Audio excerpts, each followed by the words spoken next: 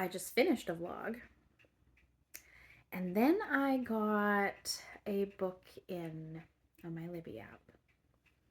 I'm going to see what the big fuss is about. I am reading Fourth Wing.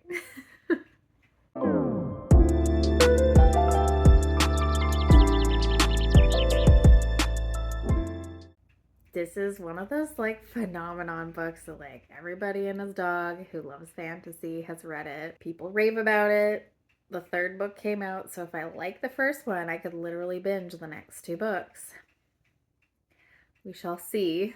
I'm about like 10% in, like not that far in. And it's fun. Like it's fun so far. It's got all of the like the things that I like.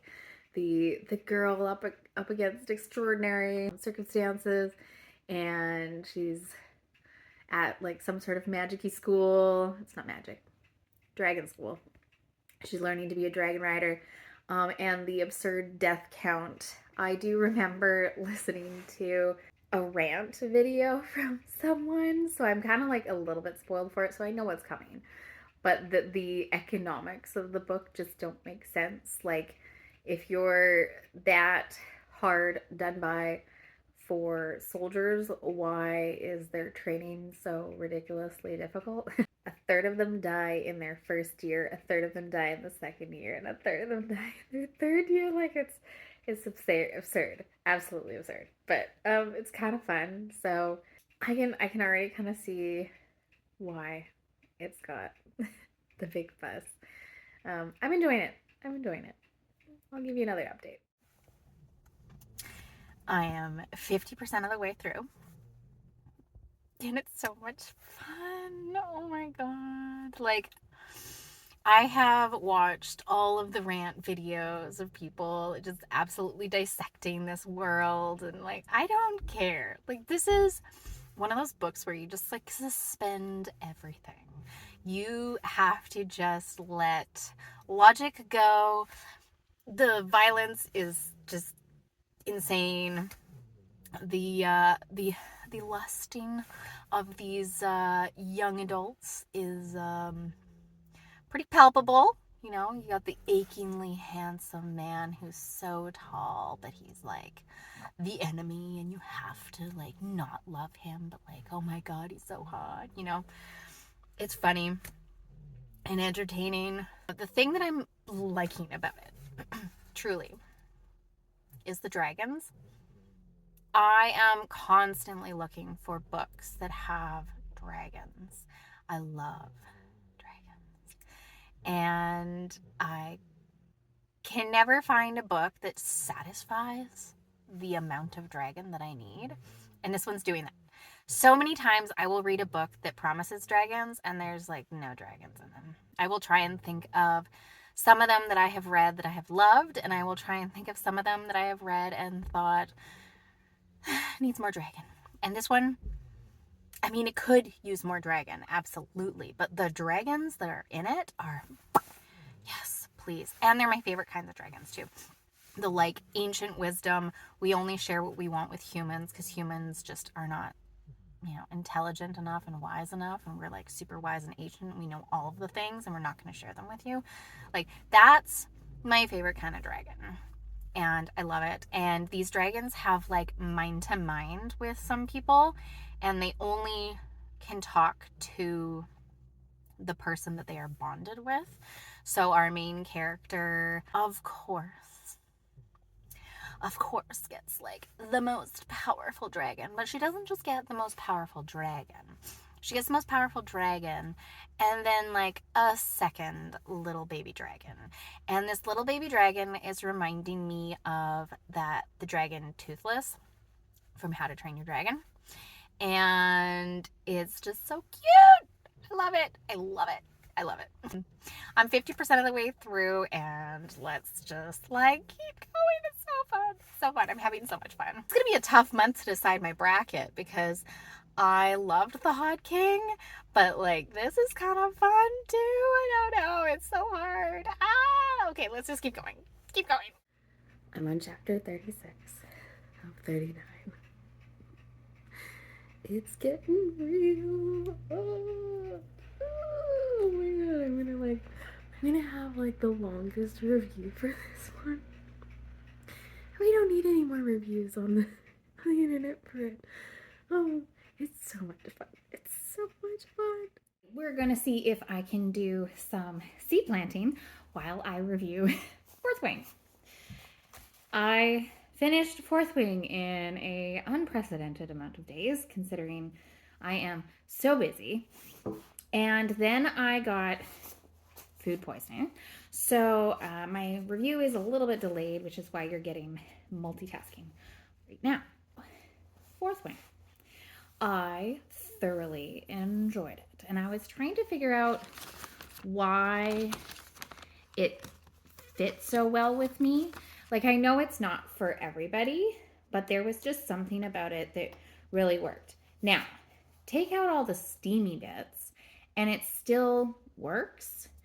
And I think the reason is it gave me very nostalgic feelings for those same beats that my favorite books gave. The Tamora Pierce, Lioness Rampant, and Protector of the Small, and even The Blue Sword and The Hero and the Crown by Robin McKinley, those ones too. Those ones are ones that I grew up reading and absolutely loved. Okay, can't write and review at the same time, but that's okay. It had the same beats, and I think the thing that a lot of people are drawn to is sort of the underestimated main character. Now, here's the main character that I do love. Instead of like in the cloisters where she's just letting stuff happen to her, this main character, Violet, very much hates what is happening to her, and yet she is still fighting against it, saying, I'm going to prove myself. I'm going to show my best self in any way possible. And the thing that I really like about it, okay, so she's small, and you put her in an arena with some jack dudes, and obviously she's not going to wrestle them. Like, there's a bit of a body type incongruity. Is that the right word? And what ends up happening is that she has to work that much harder and has to be cunning with how she does it. And the same thing with Lioness Rampant. She's small and she's pretending to be a boy. She also is working that much harder and that much smarter to try and outdo, to prove herself. Violet, she uses like poisons to disarm her opponents, and she's working harder. I very much like that beat.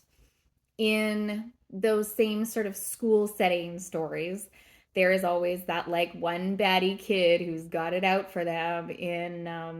There was one in Linus Rampant, and there was one in Protector of the Small. And what ends up happening is the main character brings together a group of friends, and their loyalty is what holds them together. And I really appreciate that same beat. Now, there was something really cool about Violet I didn't realize going in, is that she has what you would call an invisible disability. She's got a hypermobility disorder. And as I was reading it, I did not know that she had this. And I'm reading it and going, this is really familiar. And this was something that I actually discovered about myself only very recently after having children, trying to figure out why I was not healing in the same way that I saw a lot of my friends healing. And it turns out I have hypermobility, however, not to the same degree as Violet or the author of this story. She has this as well. It's like a syndrome that's like even more than just hypermobility. It like affects the tendons and the joints, and you can break bones more easily and all of that. But there was a level of relatability there, going, wait a minute, my body does that too. I wonder, no, I wonder how I would be if I was riding a dragon. You know, would I have to have modified tools in order to help me do it just the same and even better, you know? Now, the romance Is it like kind of predictable? Like, absolutely. Is it swoon worthy? Absolutely. And it was an enjoyable aspect to it, but I think I enjoyed the flow of the storyline better, and I liked the idea. Well, let's get spoilers. I liked how Violet and Xaden, their dragons were mated, so therefore Violet and Xaden were therefore connected and had to kind of like work together, because if one dragon dies, that partner dies, that partner dies, this person dies. Like they're all so interconnected. They need to fight to keep each other alive. And I really, really like that. Okay, spoilers ended. So there were lots of things that I liked about that. Now, did I put Iron Flame immediately on hold? Maybe, because right now, after having food poisoning and just feeling bogged down with doing the seedlings, which I'm not, by the way, I'm just talking, that I think I just needed something to just race through and enjoy. I haven't been into the romanticies for a while. I think what was the last romantasy? I mean, last year I read A Fate Inked in Blood, and it was good. I liked it. I really liked it. It was fun.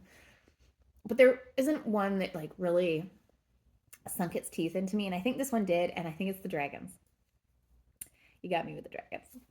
So this was my sort of sporadic, impromptu fourth wing vlog that I was not expecting to do. And I was like, I get the hype. I get it. I get the hate. So Iron Flame, here we come. And until then, we'll see you again soon. Bye.